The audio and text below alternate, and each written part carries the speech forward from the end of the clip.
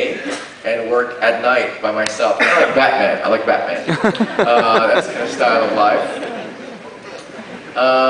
The early work, if you're in New York, this year it's up on display at MoMA. So if you go to New York, you can sort of break your neck here. It's very hard to look at it like this. But that's up in New York right now. But the problem was that people would see this kind of work and say, oh, you make eye candy. You have this term probably here too. It's a terrible thing to say, you know, eye candy. So I like to tell people instead, I make eye meat instead. It's much more significant, perhaps, I'm not sure, but I'm going after what is eye meat. And eye meat is trying to get to the core of the question. You know, in a sense, with a very little bit of computer code, you can make a very complex visual outcome. And this is something that I remember from the days of the first computers. Who knows what this computer is? Apple II? Oh, old people back there, good. Apple II. Yeah, Apple II, that was my first computer. And this computer is important. These computers are very interesting because you would pay $1,500 and buy this box and bring it home and turn it on, and it did absolutely nothing. You know, it would just sort of blink at you. That's all, you know, because it had no software, no programs. You couldn't buy them anywhere, so you had to make them. So, you know, the first program you write is to print your name and go back to the 10th line, and then you sit there and hit run, and it does it forever. And it's like, wow, weird, it keeps doing it. And you'll leave the room, and you come back, and it still won't stop. Man, this thing is dumb. But it just keeps on doing it.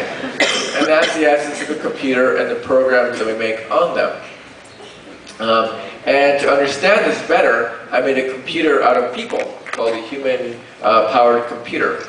This was in Kyoto. I had this idea, if I open up my computer hatch, I want to see inside there. And so I actually built this computer, and the computer works kind of like this. On this side, I turn the computer on, and these are the disk drive assistants. And they they put the disk inside, and this is made out of cardboard.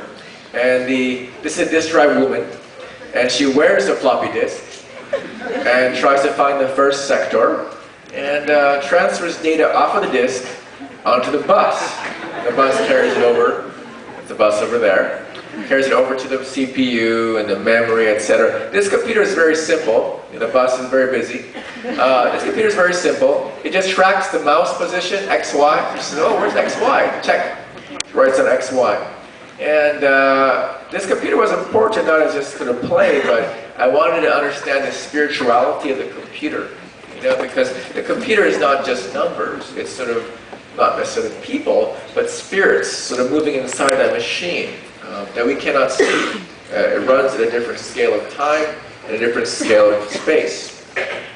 And in the late 1980s, there was a designer named April Greiman who said, the computer is nothing more than a pencil. And this was a phase where many people were afraid of the computer. The computer was not being adopted yet in many design and art schools. And so the idea of it as a tool felt very comfortable.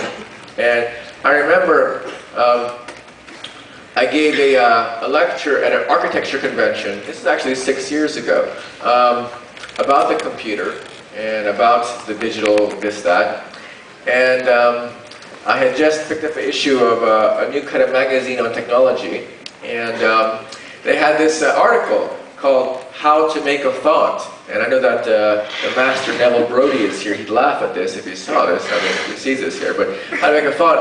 It says step 1, 2, 3, 4, 5, 6. I turned the page and looked for more. There's no more pages. So I thought, wow, looks really easy, you know. And I showed this to architects, and they love this. Because they would say, ah, stupid visual designers. And then I showed them this, how to make a building. That's a possibility. You can imagine that the computer could do the exact same thing, make any kind of profession just with a one click of a button. This is happening in different ways, you see. And so the question now isn't whether it's a good tool or not, because it's a great tool, is what kind of tool is it? And I always go to the pencil. I sketch everything in pencil usually for everything. So The pencil to me is a great tool. What is a bad pencil? A bad pencil is a pencil where the lead breaks all the time. You know, it breaks. So in the last 5 years, I've felt the computer feels kind of like this.